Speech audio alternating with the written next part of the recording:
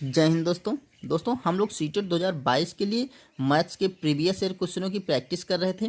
तो आइए इस वीडियो में देखने वाले हैं सीटेट 2019 का जो सेकंड पेपर आया था उसमें जो मैथ्स के क्वेश्चन थे उन्हें सॉल्व करेंगे। तो आइए क्वेश्चन देखते हैं। यहाँ दे रखा था 18 सही 3/4 में कितने चतुर्थांश होंगे। ठीक है, चतुर्थांश तो मतलब दोस्तों 1/4। इसमें 18 सही, या इसको ऐसे लिख सकते हैं हम, 18 सही 3/4 में कितने 1/4 होंगे। ठीक है, अब हमें इसमें इनकी संख्या पता करनी है। तो हम क्या करते हैं, इस संख्या को जो ये भिन्न है 18 से 3/4 को, इसको 1/4 से हम भाग कर देंगे। हाँ, आसानी से हम निकल आएंगे कि कितनी संख्या। अगर आपको ऐसे समझ में आ गया है तो ठीक है, अदरवाइज आप ऐसे देख सकते हैं। देखिए, अगर 20 दे रखा है, 20 सिक्के हैं। ठीक है, अब 20 सिक्के में पूछा जाए कि 5 रुपए के सिक्कों की संख्या कितनी होगी, तो हम क्या करेंगे, 5 से डिवाइड कर देंगे। तो 5 चक्कू 20 तो 4 आ जाएगी। ठीक है, इस तरह से आप समझ सकते हैं कि अगर 18 से 3/4 में 1/4 की संख्या पता करनी हो तो हम क्या करेंगे, 18 से ही 3/4 से, और 18 से 3/4 को भाग कर देंगे 1/4 से। ठीक, तो इसको भाग करने का आपका तरीका पता है कि अगर यहाँ पे भाग लगा तो हम डायरेक्ट नहीं करते हैं, इनडायरेक्ट करके यहाँ पे मल्टीप्लाई करके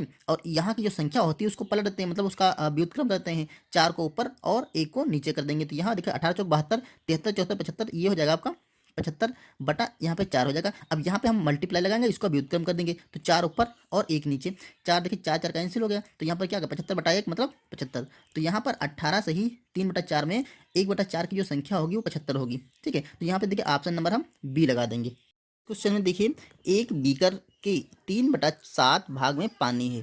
बीकर को ऊपर तक पानी भरने के लिए 16 लीटर पानी की आवश्यकता है। बीकर की धारिता क्या है। ठीक है, देखिए जो बीकर है उसका 3/7 भाग पानी से भरा है, मतलब 4/7 भाग पानी से खाली है।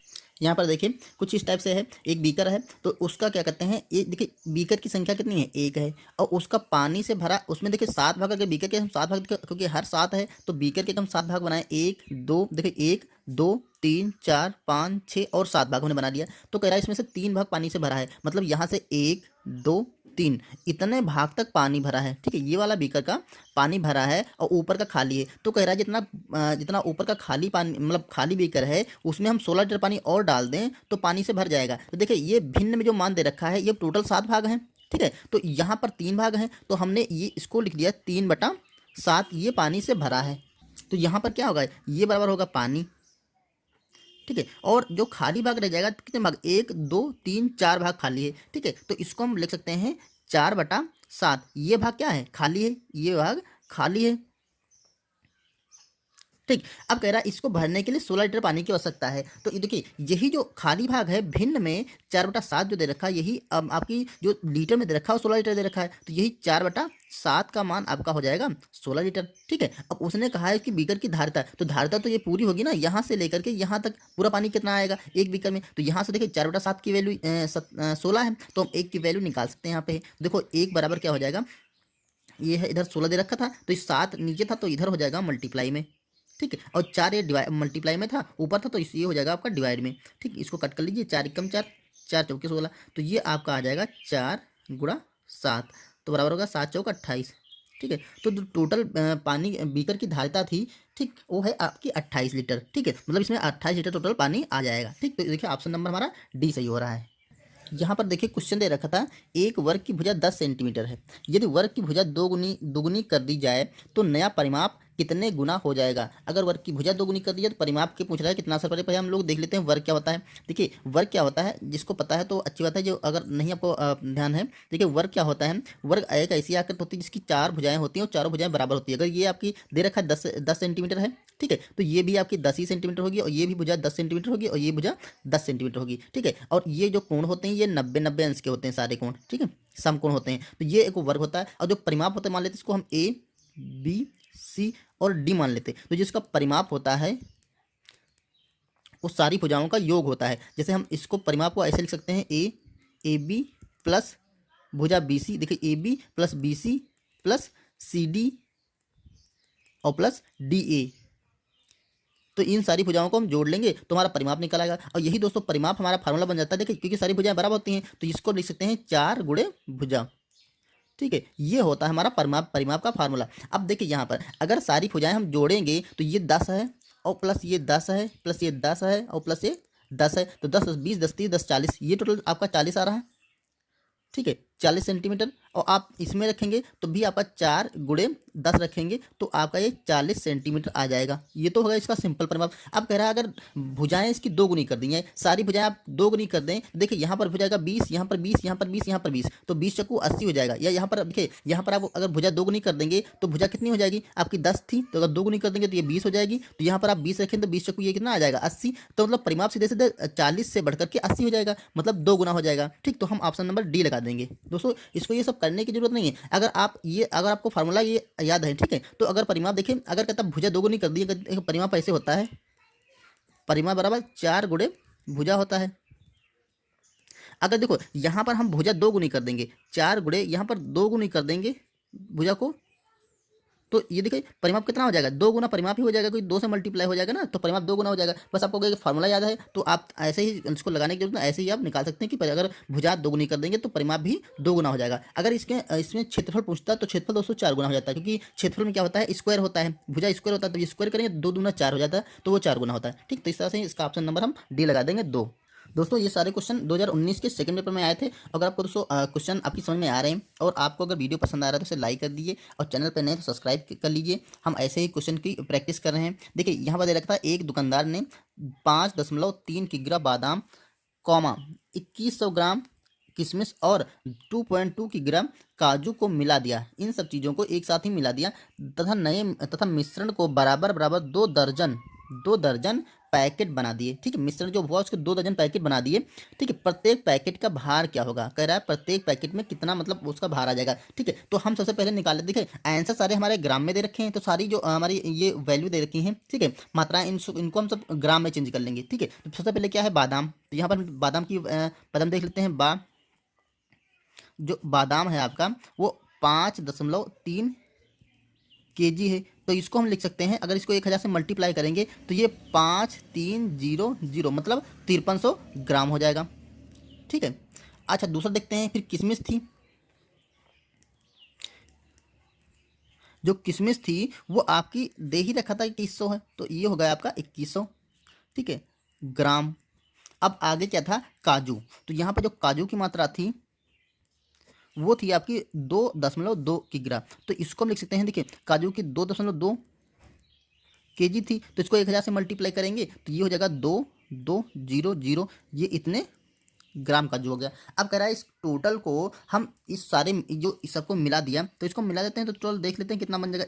ये देखिए 0 बनेगा, यहाँ पर 0 बनेगा, यहाँ पर 3 1 4 और 4 2 6 बन जाएगा, और यहाँ पर देखिए 5 2 7 और 2 9, ये 9600, ये इतने ग्राम बन जाएगा। क्लियर। अब कह रहा है उसने इसको 2 दर्जन मतलब 1 दर्जन बराबर, अगर हम देखें एक जो दर्जन होता है उसमें 12 वस्तुएं होती हैं, ठीक है, ये हम सबको पता है। तो 2 दर्जन में कितनी हो जाएंगी, 2 दर्जन बराबर हो जाएगा आपका 24 वस्तुएं। ठीक है, तो ये 24 वस्तुएं होंगी, 24 मतलब 2 दर्जन में 24 पैकेट होंगे। ठीक, पैकेटों की संख्या बोला तो यहाँ पे 24 पैकेट होंगे, तो एक पैकेट में कितना भार होगा, तो ये 24 पैकेटों का ये भार होगा, कितने जो इसको भरा गया है वो 24 पैकेटों में भरा गया है। ठीक है, तो इसको हम लिख सकते हैं, ये 24 पैकेटों का भार है 96। ठीक, तो हमें एक पैकेट का भार निकालना है, तो यहाँ पर देखिए हम एक पैकेट का निकाल सकते हैं, तो ये जो 9600 है, ठीक है, इसको हम, ये 24 है ना, तो 24 को नीचे कर देंगे, अगर एक का निकालना 24 को नीचे कर देंगे। अब कट कर दीजिए, तो ये देखिए 24 से कटेंगे तो 24 से कम 24 चक्कू 96 होता है। ठीक है, आप इसको 8 से भी काट सकते हैं, 12 से भी काट सकते हैं, सबसे कट जाएगा, तो ये आ जाएगा आपका 4, 2 जीरो बचे हैं, तो ये 2 जीरो यहाँ पर बढ़ा देंगे, तो ये आपके आ जाएंगे 400 पैकेट।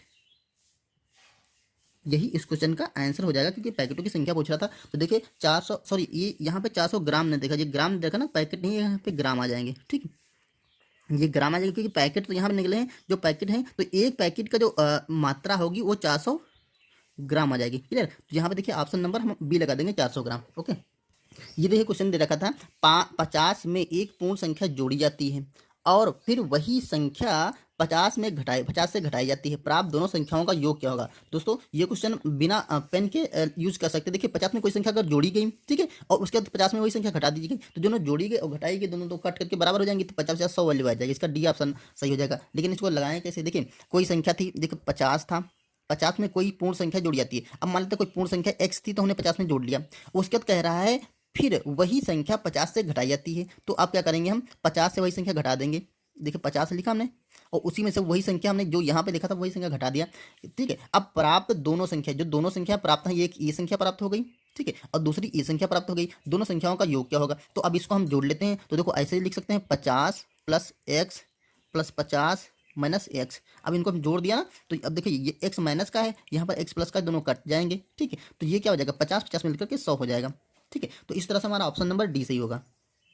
यहाँ देखो क्वेश्चन आया था, निम्नलिखित में से किन अक्षरों में क्षैतिज तथा ऊर्ध्वाधर सममिति रेखाएं खींची जा सकती हैं। अगर आपको सममिति रेखाएं पता है तो ये क्वेश्चन का आप ऐसे ही देख के आंसर लगा सकते हैं। देखिए अब आपको अगर नहीं पता तो हम बता दें, सममित रेखा ऐसी रेखा होती है जैसे किसी आकृति को अगर हम ऊर्ध्वाधर या क्षैतिज किसी भागों में डिवाइड करते हैं तो ऐसी रेखाएं होती हैं जो ऊपर और नीचे बराबर बराबर आ जाए। जैसे देखिए हम एक तरह से एग्जाम्पल ले रहे हैं, यह सपोज दैट हमने ये लिया ए, ठीक है, ए लिया और इसमें सममित रेखाएं खींचनी है। तो ऐसी रेखाएं, इसमें दो बोल रहा है ना, क्षैतिज और ऊर्ध्वाधर। क्षैतिज मतलब ऐसे और ऊर्ध्वाधर मतलब खड़ी खड़ी। ठीक है, ऐसे इसको दो भागों में काटना है कि देखने पर अगर इसमें से देखें, इसको हम ऐसे काट देते हैं, ऐसे यहाँ से काटते हैं क्षैतिज में, तो देखिए ऊपर का जो आकृति बनेगी वो ऐसी बन जाएगी कुछ ऐसी, और नीचे की आकृति जो बन गई वो ऐसी बन गई। ठीक है, तो दोनों एक जैसी नहीं दिखती हैं, मतलब हमें सममित रेखा खींचने के बाद दोनों आकृतियां एक जैसी बननी चाहिए। तो ये देखिए दोनों अलग अलग बन रही है ना, तो ये सममित रेखा नहीं होगी। अब इसको इसी को हम काट के देखते हैं, ए को। देखिए अगर ए बना था, हम इसको ऊर्ध्वाधर काटते हैं ऐसे, तो देखो एक आकृति बन जाएगी आपकी कुछ इस टाइप से। देखिए कुछ इस टाइप से आकृति बन जाएगी और दूसरी आकृति बन जाएगी आपकी कुछ इस टाइप से।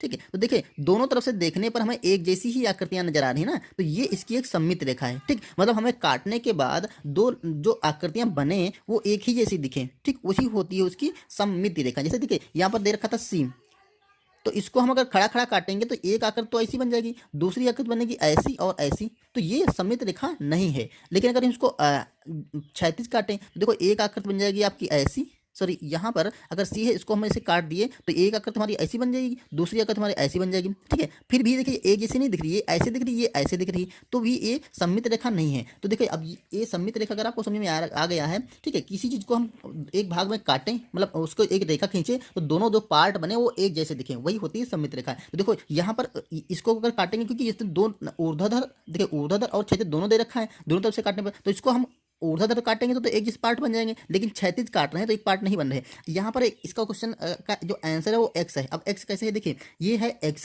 ठीक है, इसको आप क्षैतिज काटिए, अगर ऐसे काटेंगे तो ये कुछ इस टाइप से बन जाएगा और नीचे कुछ इस टाइप से बन जाएगा, दोनों देखिए सेम है। ठीक, अगर आप इसको ऊर्ध्वाधर काटते हैं, ठीक है, अगर आपको इस एक्स को ऊर्ध्वाधर काटते हैं, यहाँ पे देखिए यहाँ पे लगाते हैं, अगर आप एक्स लिखा है तो इसको हम ऐसे काट देते हैं यहाँ से। ठीक है, तो देखो एक आकृति बन जाएगी ऐसी और दूसरी आकृति बन जाएगी ऐसी, दोनों एक जैसी दिख रही ना, तो इस तरह से ये सममित जो क्षैतिज और ऊर्ध्वाधर दोनों रेखाओं से काटने पर एक ही जैसी आकृति बन रही, इस तरह से ये जो सममित रेखाएं हैं ये ऑप्शन नंबर बी यानी कि एक्स के लिए सही है। ओके, और आप किसी के अक्षर को काटेंगे तो दोनों बार इसे आप वाई देख लीजिए, वाई को अगर हम ऐसे रख के हम ऐसे काटते हैं तो यहाँ देखिए ऊपर की आकृति को दूसरी बन रही है और नीचे की आकृति दूसरी बन रही है। अच्छा, अगर वाई को हम ऐसे ऊर्ध्वाधर काटते हैं तो ऊर्ध्वाधर में तो एक आकृति ऐसी दोनों एक जैसी दिख रही हैं, लेकिन क्षैतिज में नहीं दिख रही हैं, तो हमें कह रहा है तो ऊर्ध्वाधर और क्षैतिज दोनों में एक जैसी दिखनी चाहिए। तो इस तरह ऑप्शन नंबर हम सी लगा देंगे। ओके, अगर आपको ये वीडियो पसंद आ गया दोस्तों तो इसे लाइक कर दिए, चैनल पर नए तो सब्सक्राइब कर लीजिए। मिलते हैं इसके नेक्स्ट वीडियो में जिसमें हम किसी दूसरे एयर के क्वेश्चनों को लेकर के आएंगे। तब तक के लिए थैंक यू।